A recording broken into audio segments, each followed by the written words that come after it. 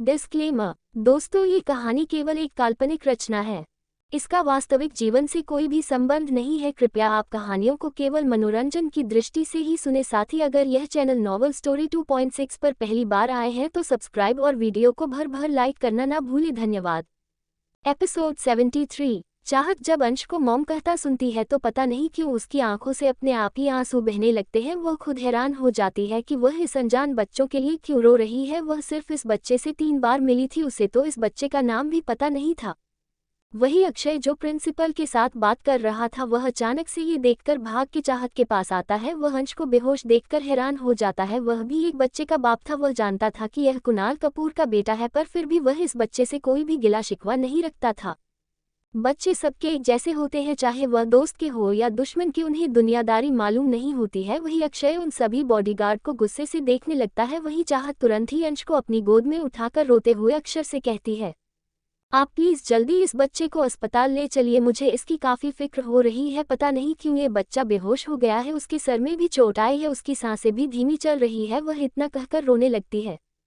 वही अक्षय अपना सर हिलाकर अंश को अपनी गोद में उठा लेता है और भागकर उसे अपनी गाड़ी के पास ले जाने लगता है। वही दक्ष भी ये देखकर हैरान था। वही चाहत दक्ष का हाथ पकड़कर अपने तेज तेज कदमों से अक्षय के साथ जाने लगती है। वह कुछ ही देर में गाड़ी में बैठकर वहां से अस्पताल के लिए निकल जाते हैं।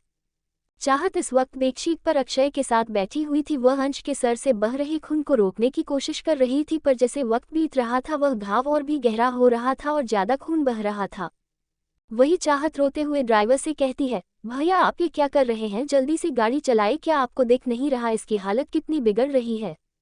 वही ड्राइवर जो पहले ही तेज गाड़ी चला रहा था, वह अपनी स्पीड और बढ़ा देता है। वही अक्षय बिना कुछ कहे चाहत को देख रहा था। वह उसके चेहरे पर आ रहे भावों को नोट कर रहा था। वही दक्ष अक्षय की गोद में बैठकर अंश और चाहत दोनों को देख रहा था। उसके भी चेहरे के भाव थोड़े बिगड़े हुए थे। तकरीबन 20 मिनट के बाद वह अस्पताल पहुंच जाते हैं। चाहत ओटी के बाहर बस रोए जा रही थी। उसे खुद नहीं पता था कि उसको इतना रोना क्यों आ रहा है। वही अक्षय दक्ष को लेकर वहां पर पड़ी बेंच पर बैठा था। उसने अपने बॉडीगार्ड को बाहर ही खड़ा रखा था। वही चाहत ओटी के दरवाजे से अपनी आंखों में आंसू लिए अंदर का नजारा देख रही थी और वापस से अपनी नजरें वहां से हटा लेती है। पता नहीं क्यों पर उसे ये सब देखा नहीं जा रहा था। वह तुरंत ही उस दरवाजे से थोड़े दूर जाकर अपने मुंह पर हाथ रख लेती है। वही एक नर्स औरती से बाहर निकलती है और बिना कुछ कहे सीधा वहां से जाने लगती है। वही चाहत उस नर्स को रोकते हुए कहती है, प्लीज आप बता सकती हैं वह बच्चा अभी कैसा है। वही वह नर्स हड़बड़ी में जाते हुए कहती है, मैडम प्लीज आप मुझे परेशान मत करिए, शायद वह बच्चा पहले ही काफी बीमार रहा है, इसलिए उसकी बॉडी में खून की मात्रा ज्यादा नहीं है और गिरने की वजह से उसका काफी खून बह चुका है। वह इतना कहकर वहां से ब्लड बैंक की तरफ जाने लगती है। वही चाहत ये सुनकर हैरान हो जाती है। वह तुरंत ही अक्षय से कहती है, प्लीज आप इसके घर वालों को इन्फॉर्म कर दीजिए, पता नहीं ये किसका बेटा होगा, मुझे इसके लिए काफी फिक्र हो रही है। अगर वह सीढ़ियों पर नहीं चढ़ता तो वह इस हालत में नहीं होता। शायद वह मेरे पास आ रहा था, मैंने उसे देखा था। पता नहीं क्यों मुझे ऐसा लगता है मैं इस बच्चे को जानती हूँ। मुझे कुछ समझ नहीं आ रहा, मैं क्या करूँ। वही अक्षय चाहत से कुछ नहीं कहता। वह बिना कुछ कहे चाहत को देखता रहता है। वही जो नसें ब्लड बैंक की तरफ गई थी, वह अपने चेहरे पर परेशानी के भाव लाते हुए चाहत के पास आती है और उससे सवाल पूछते हुए कहती है, क्या आप इस बच्चे की फैमिली से हैं, क्योंकि हमारे हॉस्पिटल में ओ नेगेटिव ब्लड नहीं है, इसलिए प्लीज आप इसकी फैमिली को बुला दीजिए, क्योंकि बच्चे की कंडीशन काफी क्रिटिकल है, उसे पहले ही सीरियस बीमारी है। अगर उसे ब्लड नहीं चढ़ाया गया तो हम उसकी कोई गारंटी नहीं ले सकते। वही चाहत जब वो नेगेटिव ब्लड ग्रुप सुनती है तो तुरंत ही अपना सर हाँ में हिलाते हुए कहती है, प्लीज सिस्टर आप मेरा ब्लड लीजिए, वैसे भी मेरा ओ नेगेटिव ही है। वही वह नर्स ये सुनकर खुश हो जाती है। वह तुरंत ही चाहत को अपने साथ वार्ड के अंदर ले जाती है। वहां पर 2 बेड पड़े हुए थे। चाहत दूसरे बेड पर लेटकर अपनी आंखें बंद कर लेती है। वही वह नर्स चाहत का ब्लड निकालने लगती है। वही कुणाल, जिससे ये पता चला था कि अक्षय रायजादा और चाहत आज अंश की स्कूल जाने वाले हैं, इसलिए वह पहले ही अपने ऑफिस से स्कूल आने के लिए निकल गया था। वही जो डॉक्टर हमेशा अंश के पास रहता था, वह भी कबीर को कॉल करके ये बता देता है। वही कबीर जो बैक सीट पर कुणाल के साथ बैठा था, वह डरते हुए कहता है, सर लिटिल मास्टर सीढ़ियों से गिर गए हैं, मिस्टर रायजादा उन्हें हॉस्पिटल लेकर गए हैं। वही कुणाल जैसे ही यह सुनता है उसका चेहरा गुस्से से लाल हो जाता है। वह अपने दांत पीसते हुए कहता है, तब वह डॉक्टर क्या कर रहा था, क्या मैंने उसे नहीं कहा था कि वह हमेशा उसके साथ रहेगा, फिर वह इतनी बड़ी लापरवाही कैसे कर सकता है। वही कबीर डरते हुए कहता है, सर डॉक्टर ने मुझसे कहा था कि वह भागकर मिस्टर रायजादा के साथ आए, उनकी फियांसे के पास जा रहा था, मतलब कि चाहत के पास। वही कुणाल जब ये सुनता है तो उसके चेहरे के एक्सप्रेशन काफी बदल जाते हैं। वह अपने गुस्से को शांत करने के लिए लंबी सांस लेता है। कुछ ही देर में उनकी गाड़ियां जो अंश के स्कूल की तरफ जा रही थी वह वापस से दिल्ली के सबसे बड़े हॉस्पिटल अपोलो के लिए निकल जाती है। वही कुणाल बेडशीट पर बैठे हुए बेचैन हो रहा था क्योंकि उसे पता था उसके बेटे की तबीयत पहले से ही काफी खराब थी। अगर उसे कुछ हो गया तो वह क्या करेगा? वह अपने आप को कभी माफ नहीं करेगा। ये सब उसकी वजह से हो रहा है।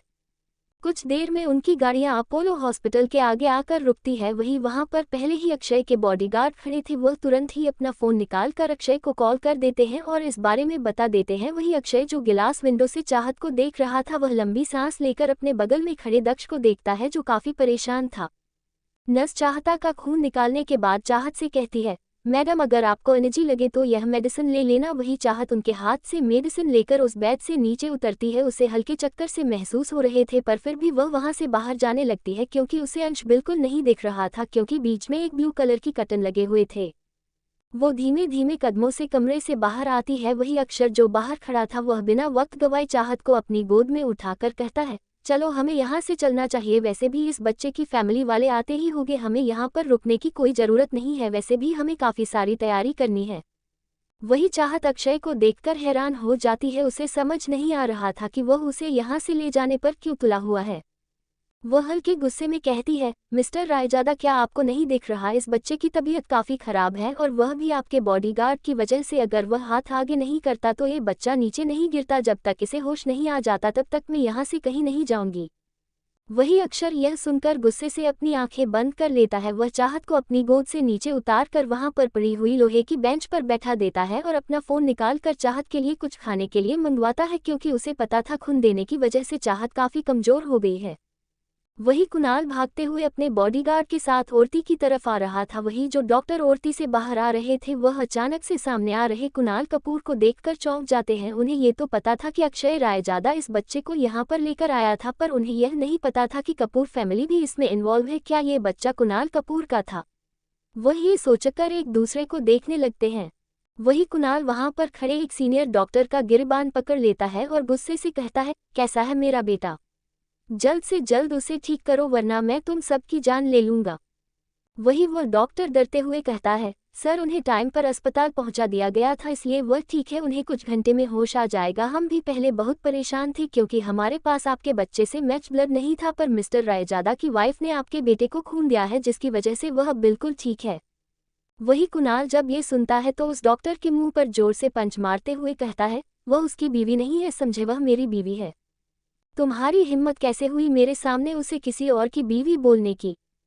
मैं तुम्हारी जान ले लूंगा। वह इतना कहकर उस डॉक्टर को दूसरा पंच मार देता है। वही कबीर तुरंत ही कुणाल के पास जाकर उसे मजबूती से पकड़ लेता है। वो कुणाल को समझाते हुए कहता है, सर आप क्या कर रहे हैं? प्लीज़ आप अपने गुस्से को कंट्रोल करिए। वही वह डॉक्टर जैसे तैसे करके अपने गिरबान को छुड़ाता है और वहां पर जितने भी डॉक्टर मौजूद थे वह एक एक करके वहां से जाने लगते हैं। उन्हें बहुत डर लग रहा था कहीं अगली बारी उनकी ना आए। वही अक्षय जब ये सुनता है तो चाहत का हाथ कसकर पकड़ लेता है। वह चाहत को हल्के गुस्से में कहता है, तुमने सुन लिया ये पागल आदमी क्या कह रहा है? इसका दिमागी संतुलन ठीक नहीं है इसलिए मैं यहाँ पर कोई तमाशा नहीं चाहता। वही चाहत अक्षय की बात सुनकर अपना सर हाँ में हिला देती है। वह एक नज़र कुणाल को देखती है जो काफ़ी बदतमीज था। वह अक्षय का हाथ पकड़कर बेंच से खड़ी होती है। एपिसोड 74। चाहत हॉस्पिटल वार्ड के बाहर खड़े कुणाल को देख रही थी जो सबसे बदतमीजी से बात कर रहा था। उससे पहले भी ये लग रहा था कि उसने ये बच्चा कहीं देखा है क्योंकि जब से उसके साथ वह हादसा हुआ था वह 2 से 3 बार देखी हुई चीज़ भूल जाती थी और ऊपर से कुछ दिन पहले ही वह बेहोश हुई थी जिसकी वजह से वैसे कई इंसानों को भूल चुकी थी जिससे वह कुछ दिनों पहले मिली थी। पर कुणाल उसे इसलिए याद था क्योंकि उसने उसके साथ बहुत बदतमीजी की थी और उसके दिमाग में वह छप गया था। वही एक नज़र कुणाल को देखकर अक्षय के साथ वहां से जाने लगती है। वही अक्षय तुरंत ही उसे झुककर अपनी गोद में उठा लेता है। चाहत ये देखकर काफ़ी हैरान हो जाती है पर वह अक्षय से कुछ नहीं कहती क्योंकि सच में उसे वीकनेस की वजह से चक्कर आ रहे थे। वही कुणाल जो अपने बेटे को देख रहा था वह तुरंत ही उस तरफ देखने लगता है। वह अक्षय को देखकर गुस्से से अपने दांत पीस लेता है। उसका दिल कर रहा था वह अभी जाकर उसकी जान ले पर वह कुछ नहीं करता क्योंकि उसने पहले से ही ये तय करके रखा था कि उसको क्या करना है। इसलिए वह उन दोनों को देखकर हल्का मुस्कुराता है। वही कबीर जो कुणाल के बगल में ही खड़ा था उसे समझ नहीं आ रहा था कि कुणाल इतना शांत क्यों है। क्योंकि जहां तक उसने कुणाल को जाना था वह हमेशा ही गुस्से में अपना आपा खो देता था, पर अब ऐसा नहीं था। वह कुछ सोचकर कुणाल के कंधे पर हाथ रख लेता है। वही कुणाल उसका हाथ झटकते हुए कहता है, हमारा काम कहाँ तक पहुंचा? वही कबीर यह सुनकर कुणाल से कहता है, बॉस फिक्र मत कर, ये सारा काम ऑलमोस्ट डन हो गया है। वही कुणाल ये सुनकर अपनी काली गहरी आंखों से वापस से अंश को देखता है। वह अपना प्रॉमिस कभी नहीं भूलता। ख्वाहिश तो उसकी बीवी थी, उसका प्यार थी, वह उसे किसी और आदमी के साथ शादी करता कैसे देख सकता था। कुछ ही देर में अंश को नॉर्मल वार्ड में शिफ्ट कर दिया जाता है और कुणाल अपने बेटे को इस अस्पताल में बिल्कुल रहने देने वाला नहीं था। वह तुरंत ही अपनी पूरी डॉक्टर टीम को यह इन्फॉर्म कर देता है और कुछ ही देर में वह अंश को अपने साथ लेकर कपूर पैलेस के लिए निकल जाता है। दूसरी तरफ अक्षय अपने गाड़ी में बैठे हुए किसी गहरे ख्यालों में खोया हुआ था। उसे यह शादी जल्द से जल्द करनी थी, वरना वह जानता था कुणाल कपूर कुछ न कुछ जरूर करेगा। इसलिए वह कुछ सोचकर चाहत से कहता है, हम यह शादी इसी वीक में करेंगे। वही चाहत जो बाहर के नज़ारे को देख रही थी वह हैरानी से अक्षय को देखती है। वही अक्षय उसे समझाते हुए कहता है, देखो, जहाँ तक मैं उस आदमी को जानता हूँ वह तुम्हें परेशान करने का कोई मौका नहीं छोड़ेगा। अगर तुम्हें पता ना हो तो मैं तुम्हें एक बात बताना चाहता हूँ, वह तुम्हारे पीछे इसलिए है क्योंकि तुम्हारी शक्ल उसकी बीवी से हूबहू मिलती है। उसने अपनी बीवी के साथ काफ़ी गलत किया था और उसने कुछ सालों पहले ही कहीं जाकर अपनी जान दे दी थी, पर अब उसकी करनी की सजा उसके बेटे को मिल रही है। इसलिए वह तुम्हारे पीछे पड़ा है ताकि वह तुम्हें खिलौने के तौर पर अपने बेटे के पास ले जा सके। वही चाहत जब ये सुनती है तो उसे अपने कानों पर यकीन नहीं होता। वह क्यूरियोसिटी से अक्षय से पूछती है, क्लोज, क्या सच में उनकी वाइफ की शक्ल मुझसे मिलती जुलती है और उन्होंने अपनी वाइफ के साथ ऐसा तो क्या किया था जो उसने खुदकुशी कर ली? वही अक्षय चाहत की बात सुनकर चुप हो जाता है। उसे समझ नहीं आ रहा था कि वह चाहत को ये सब बताए या ना बताएं, पर फिर कुछ सोचकर लंबी सांस लेता है। वह चाहत को एक एक करके सारी बातें बताता है। चाहत जब ये सब सुनती है तो अचानक ही उसकी आंखों से आंसू बहने लगते हैं। वह मन ही मन सोचती है, यह आदमी कितना क्रूएल है, कोई इतना बुरा किसी के साथ कैसे कर सकता है। वह जानती थी कि कुणाल बहुत ही पावरफुल है, इसलिए वह अक्षय की बात मान जाती है। अक्षय एक वीक में उससे एंगेजमेंट कर लेता है। उनकी शादी की तैयारी बहुत धूमधाम से हो रही थी। अक्षय ने अपने सभी बॉडीगार्ड को यहाँ बुला लिया था। उसने अपने विला के बाहर Z+ सिक्योरिटी रखी थी ताकि कोई भी खतरा चाहत तक ना पहुँच सके। उसने अपनी शादी में भी कुछ इंपॉर्टेंट गेस्ट को ही बुलाया था। शादी के दिन रायजादा विला किसी दुल्हन की तरह सजाया गया था। आज दक्ष बहुत खुश था कि उसके डैडी की शादी होने वाली है और उसे भी एक मॉम मिलेगी। उन दोनों ने ही गोल्डन क्रीम कलर की मैचिंग शेरवानी पहनी थी। वहीं आसपास खुराना फैमिली और रायजादा फैमिली और उनके फैमिली फ्रेंड्स मौजूद थे। वहां पर ज़्यादा लोग नहीं थे। अक्षय के कुछ बिजनेस क्लाइंट उसको कंग्रेचुलेशन करने के लिए यहाँ पर आए हुए थे, पर उनकी तादाद ज़्यादा नहीं थी। चाहत ने अपने दोस्तों को भी यहाँ पर इनवाइट किया था। दिव्या और दृष्टि भी आज सुंदर सा लहंगा पहनकर रेडी हुई थी। वही चाहत, वह कब से रेडी हो गई थी। वह कुछ लेडी बॉडीगार्ड के साथ सेकंड फ्लोर के कमरे में बैठी थी। वही अक्षय शादी के मंडप में अपने सर पर सेहरा सजाए बैठा था। वही पंडित जी मंत्रोच्चारण कर रहे थे। वही सारे लोग अपने चेहरे पर स्माइल लिए अक्षय को देख रहे थे। उन्हें कभी लगा नहीं था कि अक्षय शादी करेगा। वही सुजाता जी दिव्या और दृष्टि से कहती है, जाओ बेटा, चाहत को ले आओ। वही दिव्या दृष्टि दोनों मुस्कुराते हुए वहां से सीडीओ की तरफ बढ़ जाती है। वही स्वीकृत जी अपनी बेटी को देखने के लिए उनके पीछे पीछे जाती है। तभी पता नहीं लाइट को क्या होता है जिसकी वजह से पूरे पैलेस में अंधेरा हो जाता है। वही अक्षय जो शादी के मंडप में बैठा था वह खड़ा होने को होता है। वही पंडित जी उसे रोक लेते हैं क्योंकि यह अपशकुन होता है। वही सुजाता जी भी उसे समझती है कि तुम्हें फिक्र करने की कोई ज़रूरत नहीं है, यहाँ पर कुछ नहीं होगा क्योंकि पहले से ही यहाँ पर कई सारे बॉडीगार्ड मौजूद थे। वही अक्षय ये सुनकर गुस्से से अपनी जगह पर बैठ जाता है। उसे समझ नहीं आ रहा था कि उसके बॉडीगार्ड क्या कर रहे हैं। ऐसे अचानक से इलेक्ट्रिसिटी का जाना कोई शुभ संकेत नहीं था। उसे दाल में कुछ काला लग रहा था। तभी उसे एरिका क्या ख्याल आता है, क्योंकि जब से शादी स्टार्ट हुई थी तब से वह कहीं नहीं दिखी थी। वह अपनी जेब में फ़ोन ढूंढता है पर उसे अपना फ़ोन नहीं मिलता। वह बगल में खड़े रजत से कहता है, पता करो वह एरिका कहाँ है। वह इतना ही कह पाया था कि सामने से कई सारे पुलिस ऑफिसर और 5 से 6 लॉयर चलते हुए रायजादा विला के अंदर आते हैं। तभी पूरे पैलेस में रोशनी वापस आ जाती है। उनके साथ पुलिस कमिश्नर भी थे, इसलिए कोई भी बॉडीगार्ड ने उन्हें नहीं रोका। वहीं पुलिस कमिश्नर अपने सख्त आवाज में कहते हैं, मिस्टर रायजादा, आप मिस ख्वाहिश से शादी नहीं कर सकते क्योंकि उनकी शादी पहले से ही मिस्टर कपूर से हो गई है। वही अक्षय जो कब से अपने गुस्से को कंट्रोल कर रहा था वह मंडप से खड़ा हो जाता है और तुरंत ही चलकर उनके पास जाता है। वह अपने दांत पीसते हुए कहता है, आपके पास क्या सबूत है कि यह चाहत खुराना नहीं है बल्कि ख्वाहिश है?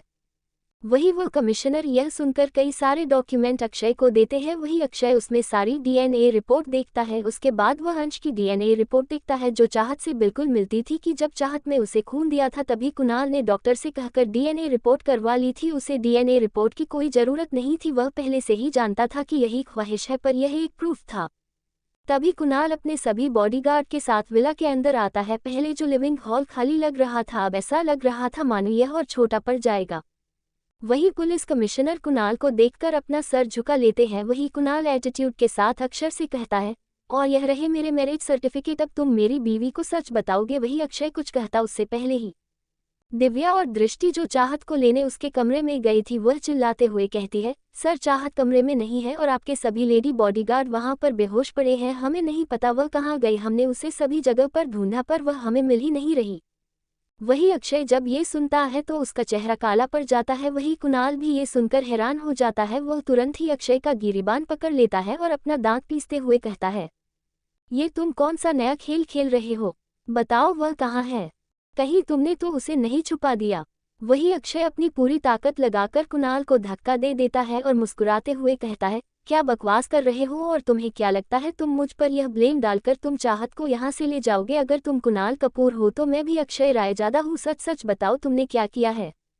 वही सुजाता जी जब ये सुनती है तो हैरान हो जाती है। वही स्वीकृत जी रोते हुए कहती है, मेरी बच्ची कहाँ चली गई, जरूर उसके साथ कुछ बुरा हुआ होगा, मुझे काफ़ी फिक्र हो रही है। वही अक्षर यह सुनकर तुरंत अपने बॉडीगार्ड को कॉल कर देता है। वही कुणाल थी अपने आदमियों को कुछ इंस्ट्रक्शन देता है।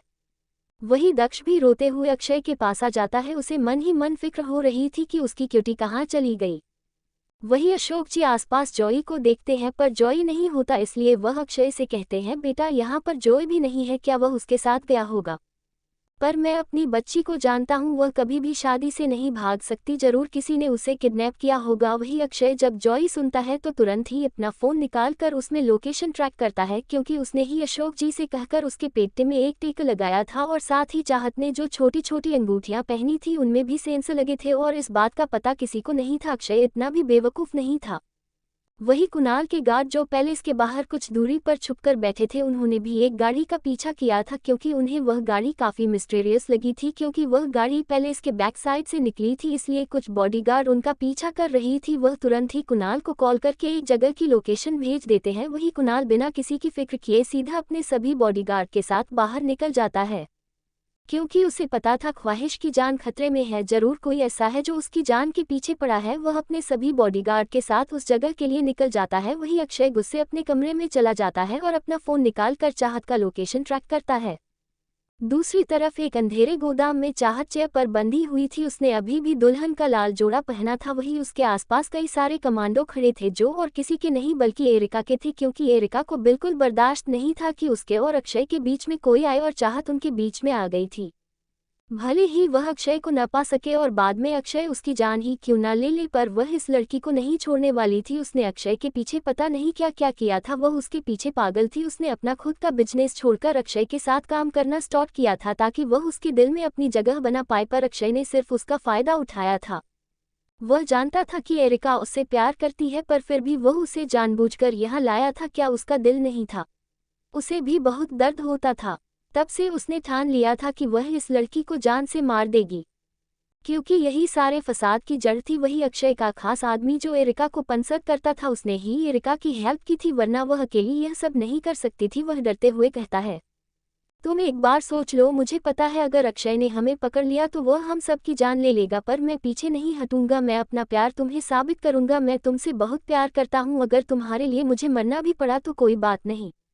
वही एरिका हंसते हुए कहती है, अगर किसी को मरना है तो ये लड़की मरेगी, ना कि हम। तुम फिक्र मत करो, इस लड़की को मारकर हम यहाँ से कहीं दूर चले जाएंगे। अगर मैं एक बार इसकी जान ले लूंगी तो मुझे एक तसल्ली सी होगी। वही एरिका अपने बॉडीगार्ड को कुछ इशारा करती है। वही एक बॉडीगार्ड ठंडे पानी की बाल्टी लाकर चाहत के मुंह पर उधेर देता है। वही चाहत जो बेहोश थी वह अपने हेजल ब्राउन आंखें खोलकर आसपास देखने लगती है।